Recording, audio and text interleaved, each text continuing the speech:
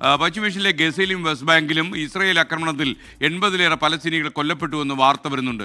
ഇറാനിലെ ആണവ കേന്ദ്രങ്ങൾ ആക്രമിച്ചത് ഹിരോഷിമയിൽ ആണവ ബോംബിട്ടതിന് സമാനമെന്ന് അമേരിക്കൻ പ്രസിഡന്റ് ഡൊണാൾഡ് ട്രംപ്. അതൊക്കെ വലിയ അഭിമാന പരിപാടിയായിട്ടാണ് അമേരിക്കൻ പ്രസിഡന്റ് പറയുന്നത്. Good morning B P James.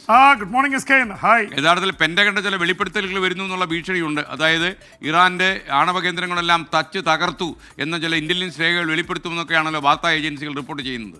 തീർച്ചയായിട്ടും എസ്കേൻ, അമേരിക്കയിൽ ഇത് തകർത്തോ തകർത്തില്ലേ, അവർ കൊണ്ടുപോയോ, ഇതൊക്കെ സംബന്ധിച്ച് ട്രംപും ഇന്റലിജൻസും എല്ലാം തമ്മിൽ വലിയ അഭിപ്രായ ഭിന്നത നിൽക്കുകയാണ്. അപ്പോൾ അതുകൊണ്ട് തന്നെ അവരുടെ ഡിഫൻസ് സെക്രട്ടറി, ഡിഫൻസ് സെക്രട്ടറി എന്നാണ് പീറ്റർ ഹെക്സേത്ത്.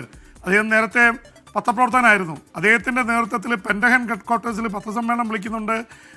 അതേക്കുറിച്ചൊക്കെ പറയാൻ പോകുന്നുണ്ട്. CIA അഭിപ്രായം മാറ്റിയിട്ടുണ്ട്, അവിടെ കാര്യമായിട്ടുള്ള നഷ്ടം സംഭവിച്ചു എന്ന് പറയുന്നുണ്ട്.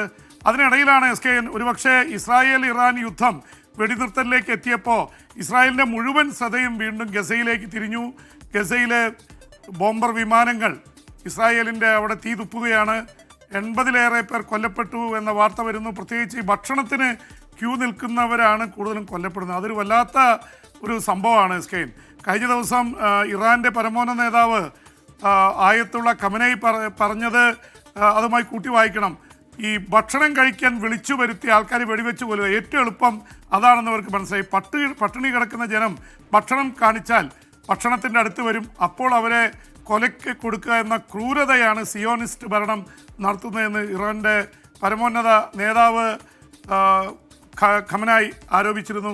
എന്തായാലും അത് ശരിയോ തെറ്റോ, സംഭവിക്കുന്നത് ആ ഭക്ഷണത്തിന് ക്യൂ നിൽക്കുന്നവരെ വെടിവെച്ച് കൊല്ലുന്ന സംഭവം തന്നെയാണ്.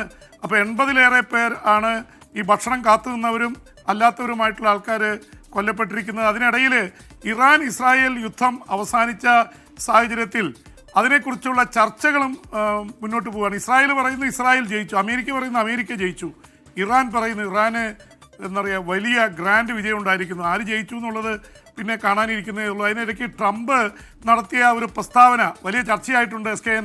പ്രത്യേകിച്ച് 1945 ഓഗസ്റ്റ് 6 ഹിരോഷിമയിലും ഓഗസ്റ്റ് 9 നാഗസാക്കിയിലും ബോംബിട്ടതിന് സമാനമാണ് ഇറാനിലും കൊണ്ട് ആണവ ഇതിൽ ബോംബിട്ടത് എന്നാണ് പറയുന്നത്. അതിന് പറഞ്ഞ കാര്യം, അവിടെ ബോംബിട്ടപ്പോൾ 2ാം ലോക മഹായുദ്ധം തീർന്നു, ഇവിടെ അമേരിക്ക ബോംബിട്ടപ്പോൾ ഇവിടെയും ഇറാൻ ഇസ്രായേൽ ഏറ്റുമുട്ടൽ അവസാനിച്ചു എന്നുള്ള സമാനതയാണ് പുള്ളി കണ്ടെത്തിയിരിക്കുന്നത്. പക്ഷേ അതിനെതിരെ വലിയ വിമർശനം, ഹിരോഷിമയുടെ പേരിൽ അമേരിക്ക ഇപ്പോഴും വലിയ രീതിയിൽ വിമർശനം ഏറ്റുകൊണ്ടിരിക്കുകയാണ്. ഹിരോഷിമയായിട്ട് ഇതിന് സമാനമായിട്ട് ട്രംപ് ഇത് പറഞ്ഞിരിക്കുന്നത്. എന്തായാലും ഇറാനുമായി നേരിട്ടുള്ള ചർച്ചയ്ക്ക് തയ്യാറാണെന്നുള്ള തരത്തിൽ ട്രംപ് രംഗത്ത് വന്നിട്ടുണ്ട്.